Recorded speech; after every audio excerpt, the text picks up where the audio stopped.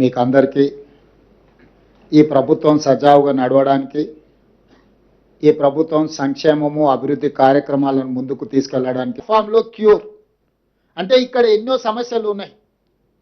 Industrial pollution ఉంది, మూసీ నది కాలుష్యం ఉంది, హైదరాబాదు నగరంలో ఉన్న పురాతనమైన వాహనాల నుంచి మొదలు పెడితే డీజిల్ వల్ల ఇతర పరిశ్రమల కాలుష్యం ఉంది, వాహనాల కాలుష్యం ఉంది, ఎన్నో రకాల పొల్యూషన్స్ ఉన్నాయి.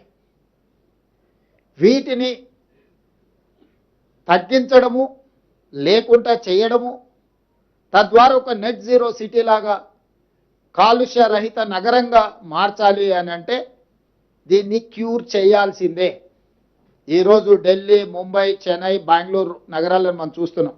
ఒక దగ్గర కాలుష్యం ఎక్కువ, ఒక దగ్గర వరదలు ఎక్కువ, ఇంకొక దగ్గర ట్రాఫిక్ ఎక్కువ, ఇంకొక దగ్గర శాంతి భద్రత లేకపోవడం, ఇట్లా రకరకాల సమస్యలతోనే ఆయా మెట్రోపాలిటన్ నగరాలు ఈరోజు ఒక క్రైసిస్ని ఎదుర్కొంటున్నాయి, ఒక సంక్షోభాన్ని ఎదుర్కొంటున్నాయి.